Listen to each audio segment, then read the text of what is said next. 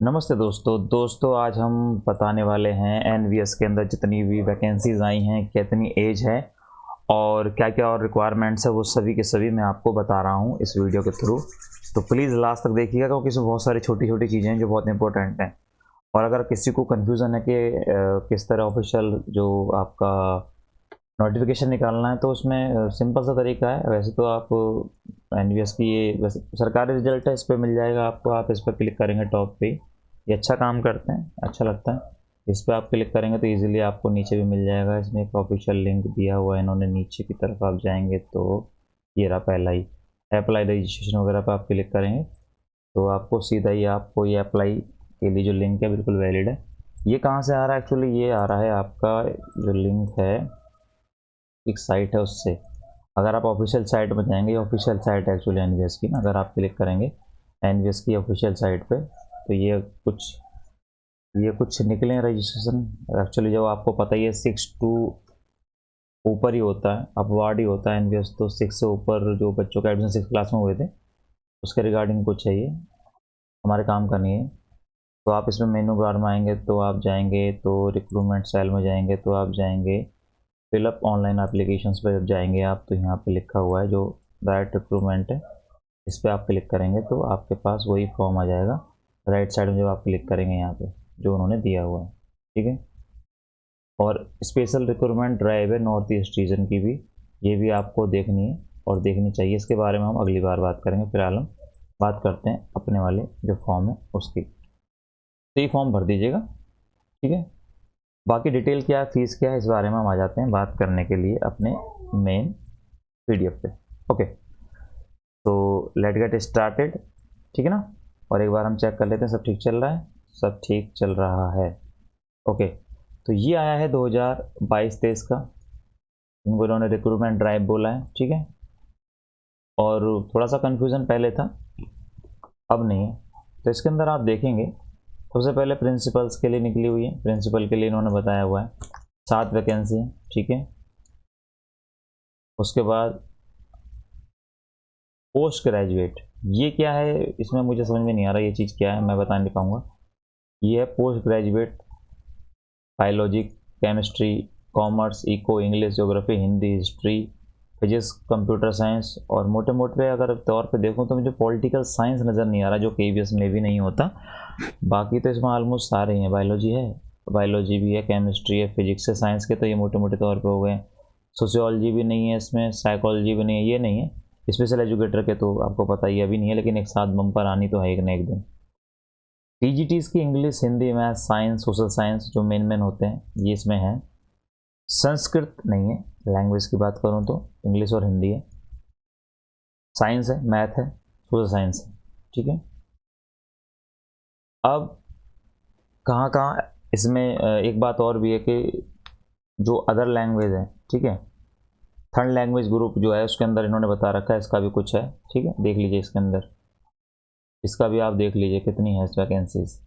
तो अगर if you belong to that person तो दैट लैंग्वेज, तो आप इसको देख सकते हैं, ग्रुपिंग में इन्होंने ये दी हुई है, ठीक है। इसको आप देख लीजिएगा। म्यूज़िक आर्ट कितनी वैकेंसी है? 16 है टोटल, ओवरऑल करके कितनी है टोटल है? 33, ठीक है। फिजिकल एजुकेशन टीचर की भी निकली हुई है 22, मेल फीमेल। आर्ट्स जो हमारे आर्ट वाले होते हैं, ड्राइंग मास्टर, उनकी भी है, लाइब्रेरियंस की भी है। तो मोटे मोटे तौर पे जो जनरल है वैकेंसी सारी है।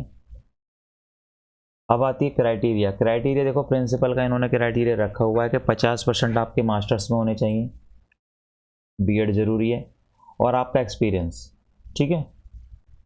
इसको स्क्रीनशॉट ले लीजिए, जो भी आप, अगर आपको अपना खुद पढ़ना है तो इसमें स्क्रीनशॉट ले लीजिएगा। इसमें साफ लिखा हुआ है कि भाई आपने क्या क्या काम किया हुआ, कितने साल काम किया होना चाहिए आपका।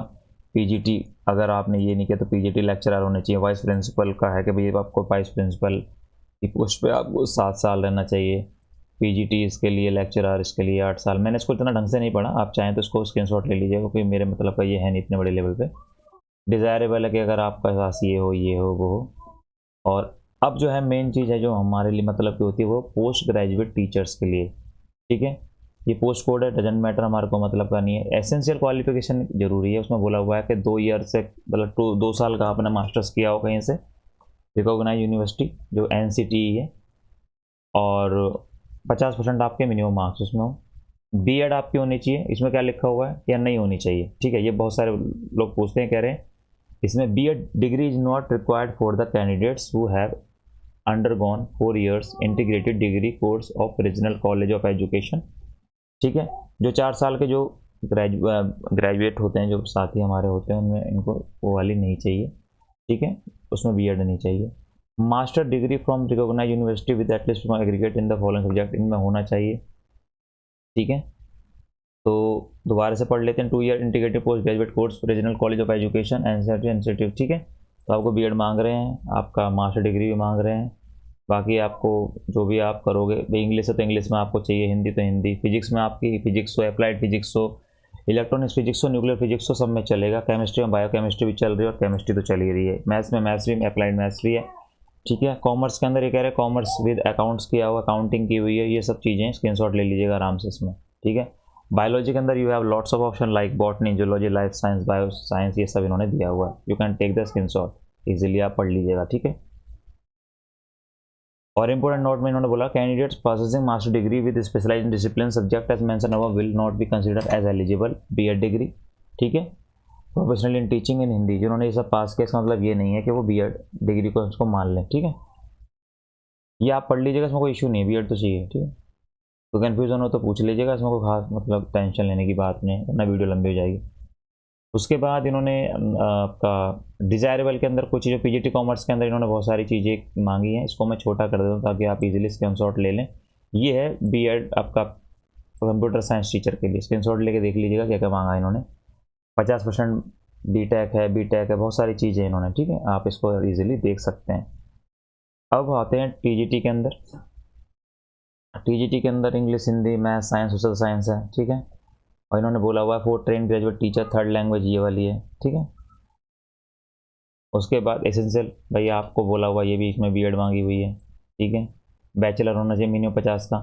और ऐसे कि आप केवीएस के अंदर जानते हैं 50% एग्रीगेट, मतलब सब सब्जेक्ट होंगे उसमें 50 चाहिए, और जिस सब्जेक्ट में आप भर रहे हैं उसमें 50 चाहिए। मान के चलो आपके इतने सब्जेक्ट हैं ग्रेजुएशन में, मैं एग्जाम्पल के तौर पर इन सबको ले रहा हूँ, तो आपको इनमें भी 50 चाहिए overall.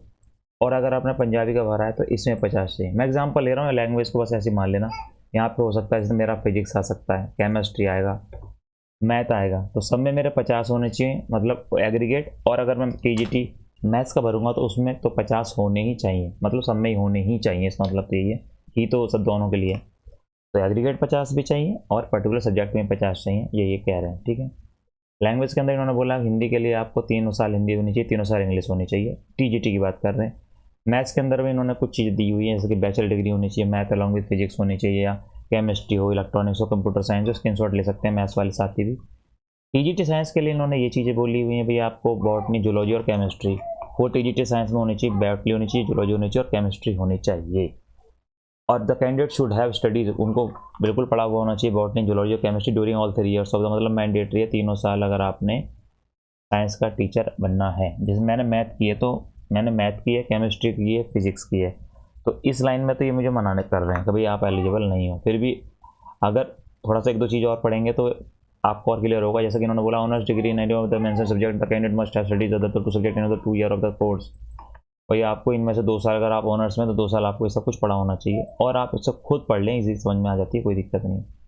TGT social science simple सी बात है, बहुत सारी ज़्यादा क्वेश्चन वेरीज की होती हैं, इसमें आप पढ़ सकते हैं, आसान है, पढ़ के आपके सामने बता दूंगा। The candidate should have studies any of the 2 subjects out of the freedom combination graduation, इनमें से कोई ना कोई 2 सब्जेक्ट आपको पढ़े होने चाहिए, history with geography, economics, political science, ठीक है, 2 सब्जेक्ट पढ़े होने चाहिए, या ज्योग्राफी विद हिस्ट्री होनी चाहिए, इकोनॉमिक्स हो जाए आपके साथ, पॉलिटिकल साइंस होनी चाहिए, ठीक है।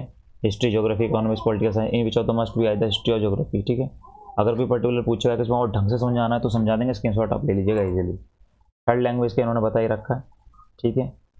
और टीजीटी के अंदर सीटेट आपको चाहिए, ठीक है, डिग्री भी मैंडेटरी है, सीटेट भी मैंडेटरी है, और competence to teach through English और Hindi language. If you should, actually not should, you must be competent. आप इंग्लिश और हिंदी पढ़ा लो, आप इतने आपके अंदर योग्यता होनी ही चाहिए। डिजायरेबल क्वालिफिकेशन, अगर स्कूल में आप पढ़ाते हो अच्छी बात, experience of working as a residential school, मतलब क्योंकि आपको पता है एनवीएस के अंदर रहना ही होता है, वहाँ पर रहना भी होता है, तो अगर आप ऐसे स्कूल में पढ़ाते हैं ऐसे में जहाँ पे रखा भी जाता है इसको हम बोर्डिंग स्कूल बोलते हैं, तो बहुत अच्छी बात है। कंप्यूटर की नॉलेज जो डिजायरेबल है वो तो अच्छी बात है, नहीं है तो चलो कोई बात नहीं, ठीक है। और एक बता रखा B R degree not applicable for 4 year integrated degree course as mention in the subject class.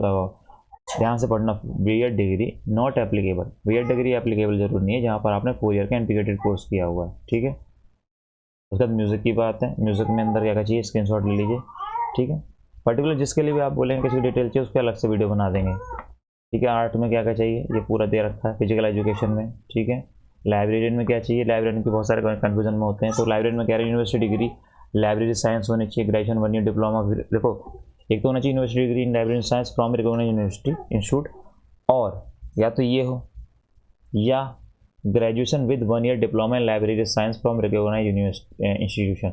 मतलब ये चीज़ आप ध्यान रखिए, बहुतों को नहीं पता कि लोग क्या करते हैं, लाइब्रेरी के टीचर वही बनते हैं जो लाइब्रेरी का कोई ग्रेजुएशन करते हैं, बट ऐसा नहीं होता। आप ग्रेजुएट हो, 1 साल अगर लाइब्रेरी का कोर्स कर लो, काम हो गया। और लिखा हुआ आप देखिए हर जगह से लिखा रहता है, दिल्ली के अंदर बहुत लोग काम कर रहे हैं।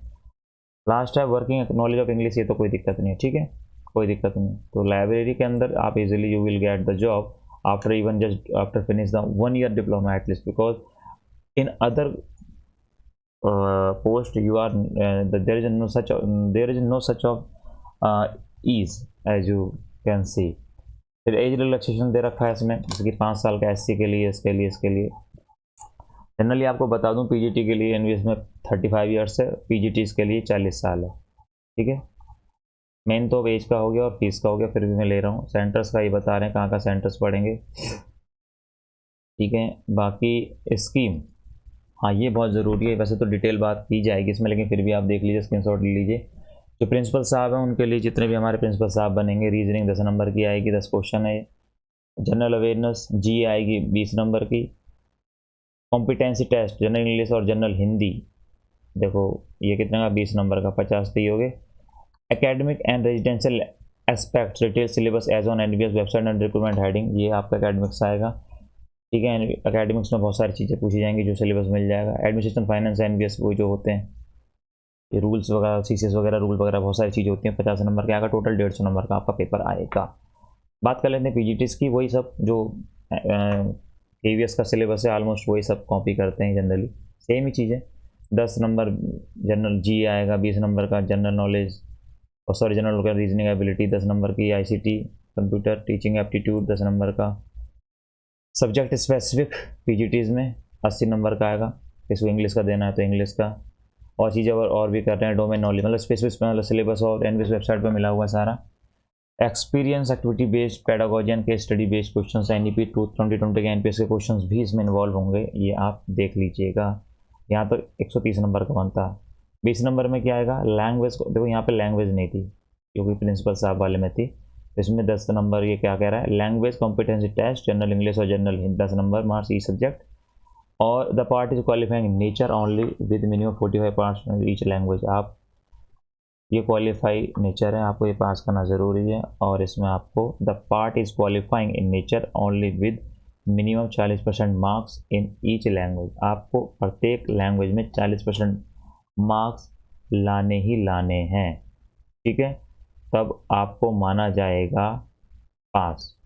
तो 40% 20 के कितने हुए, आप लगा लो, तो आपको इतने नंबर आपको लाने ही लाने हैं। इसलिए बहुत ज़रूरी है कि आप इसको ध्यान से ही पढ़ें, क्योंकि कुछ बच्चे क्या होते हैं लैंग्वेज को लेके इतना मतलब इतना सीरियस नहीं लेते, उनको लगता है कि लैंग्वेज तो है, लेकिन इसके अंदर इन्होंने साफ बोल दिया भाई कि लैंग्वेज तो है, लेकिन हम आपको बता दें कि हम लैंग्वेज को इतना सीरियसली नहीं ले रहे। तो आपको 8 नंबर इसमें से और 8 नंबर इसमें से लाने ही लाने हैं, ठीक है। बात आती है टीजीटीज की, एज यू नो दैट वही सिलेबस सबका सेम, लैंग्वेज इसमें यूज कर रहे हैं तो इसमें कोई दिखने की टेंशन लेने की ज़रूरत नहीं है, ज़्यादा समझने की ज़रूरत नहीं है। फीस स्ट्रक्चर प्रिंसिपल साहब का 2000, ये तो सही बनना है, जो प्रिंसिपल बनेंगे 2000 फीस लेने में कोई बुराई नहीं है, जो का पार्ट है तो बहुत ज़्यादा फीस, लेकिन पीजीटीज के लिए 1800 और पीजीटीज के लिए 1500, ये ज़्यादा मुश्किल है, क्योंकि जनरली जो प्रिंसिपल का पेपर देंगे वो ऑलरेडी वर्किंग ही हैं, जॉब करते हैं कहीं ना कहीं, तो उनके लिए 2000 बहुत ज़्यादा मुश्किल नहीं है, मुश्किल है पर बहुत ज़्यादा नहीं कह सकते आप। लेकिन जो पीजीटीज में बेरोजगार होते हैं, ज़्यादातर पीजीटीज बेरोजगार होते हैं, उनसे लिए आप 1500-1800 ले रहे हो, यहाँ कहीं ना कहीं मुझे गलत लगता है। सेंटर की जो एजेंसीज को जिस पर काम कर रही हैं आपको समझना चाहिए। 2 तारीख से शुरू होगा रजिस्ट्रेशन, 22 तारीख को ख़त्म है। ठीक है, याद रखना ख़त्म करना 2 से 2 2। ठीक है, वेबसाइट का लिंक जहाँ से आप अप्लाई कर सकते हैं आपको डिस्क्रिप्शन बॉक्स में मिल जाएगा, कोई दिक्कत है नहीं। एज मैंने आपको बता दी है कि इसमें 35 साल होती है, फिर भी अगर कोई कन्फ्यूज़न है तो मैं इसमें एज का भी आपको बता देता हूँ। एज, ठीक है, मैंने एज ही डाली है ना, एज, मैं मिनिमम एज डालता हूँ ना, मिनिमम एज, नहीं आया मिनिमम एज से, ठीक है, इसमें डाल देते हैं। वैसे कोई ज़रूरत नहीं है इसे देखने की, क्योंकि जो चीज़ देखने की ज़रूरत है उसको हम बता रहे हैं। ठीक है, एज का इसमें फ़िलहाल नहीं दिखा रखा, मैं देख नहीं पाया, मिस हो गया होगा, मैं एक बार और ट्राई कर लेता हूँ। एज कहाँ पे दिया हुआ है, एज क्राइटेरिया, पोस्ट ग्रेजुएट यहाँ है क्या दोस्तों, आपको दिखाई दे तो देखना। हाँ ये रहा, ये आ गया एज का। ठीक है, जैसे एज होगी यहीं पे थी एज और हम बताओ मिस कर गए। तो जो प्रिंसिपल साहब की एज 50 साल से ऊपर नहीं होनी चाहिए, नॉट एक्सीडिंग 50 साल को ना कूद रही हो। ठीक है, 50 साल से ऊपर ना हो। अब अभी जो एज मानी जाएगी वो क्लोज, जो फॉर्म की जो क्लोज डेट होती है, क्लोजिंग डेट, उससे मानी जाती है। कई बार क्या होता है कि फॉर्म एक्सटेंड हो जाते हैं डेट उनकी, तो डेट किसी की एज बढ़ जाती है, 2-4 दिन का फ़ायदा मिल जाता है। तो जी पीजीटी के लिए 40 साल एज आई टोल्ड यू, और टीजीटीज के लिए आपको मैं बता दूँ ये 35 साल। जिनकी एज ज़्यादा उनके लिए एक चांस है, वो अच्छा कर सकते हैं। तो आई विश आपको ये पूरा समझ में आया होगा, कुछ भी कन्फ्यूज़न है तो आप पूछ लीजिएगा। Thank you very much, subscribe करें चैनल को ऐसी और इन्फॉर्मेशन पाने के लिए। Thank you, bye, take care.